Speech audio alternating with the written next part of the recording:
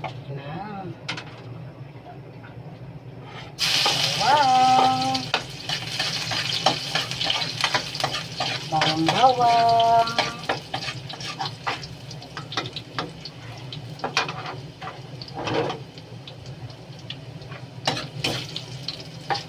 Sibuyas. Ang masarap nating ulam. Yes. Ang masarap nating ulam, guys. Pangpadungag ng dugo. Pangpadungag sa dugo.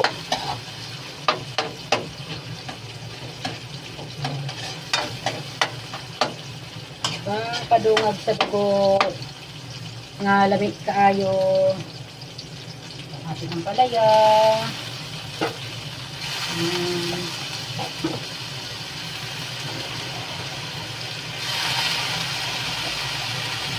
Nipis lang yung pagkakahiwa ko dyan sa ampalaya.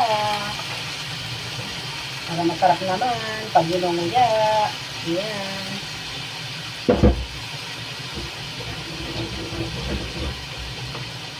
Huwag natin siyang takpan para makasingaw ang kanyang aroma.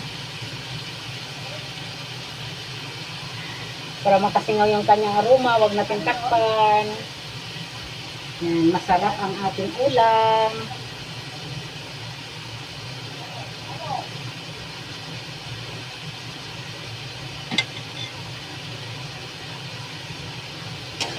Natin.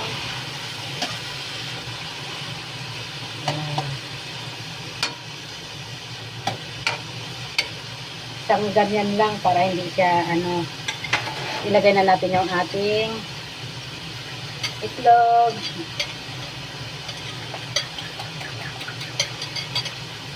Okay, ayan, lagyan natin. Masarap ang ating ulam. Ayan. Maglalagay na rin tayo ng ating paminta. Pamintang pino. Lagyan na natin ng asin konti, guys, para ay hindi pa. Ayan. Ating pinagisnan ng ating pinanunuan ang mahilig na seasoning na masarap.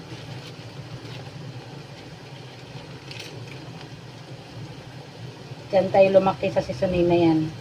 Ang ating pamintang durog. Ayan. Kamayan na natin para masarap.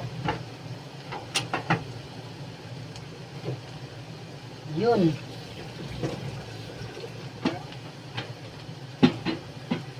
So, yun.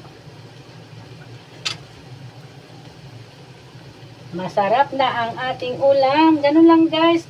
Simple ang ating ulam na masustansya. Kung ano yung madaling lutuin, yung pa yung masustansya. Masustansya. Pangpadungag sa ating dugo. Masarap.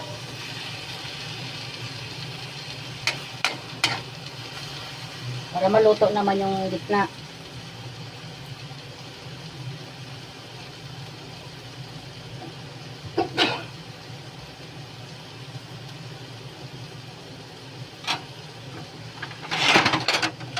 Try natin ngayon. Kaya pag kayo kulang sa dugo, ampalaya lang ang katapat.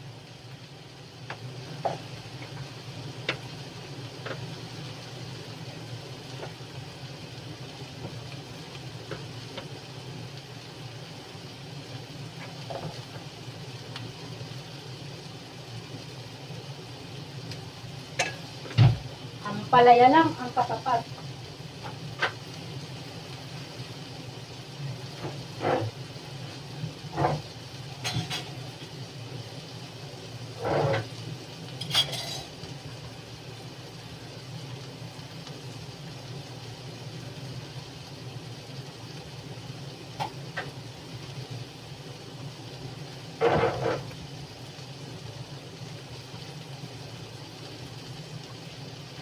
Haluin natin. Ayan ang ating gagawin. Luto na siya guys, oh. O, diba? Ayan.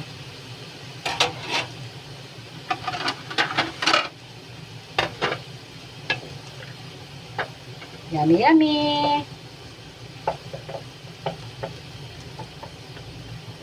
Yummy, ano yan guys? Yummy, yummy.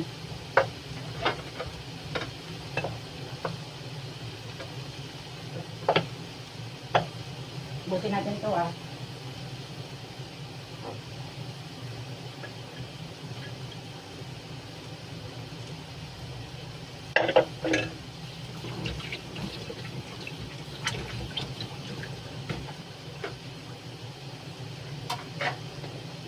Ayan guys, luto na ang ating ampalaya.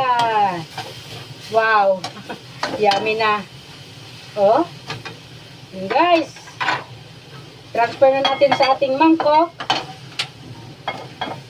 Yummy na ang ating ampalaya guys, oh. Wow.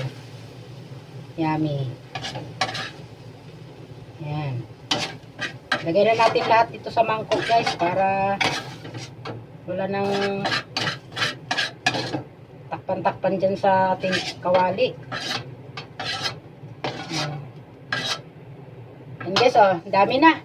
Thank you for watching guys. Ayan na ang ating ampalaya. Bye-bye. Kain tayo.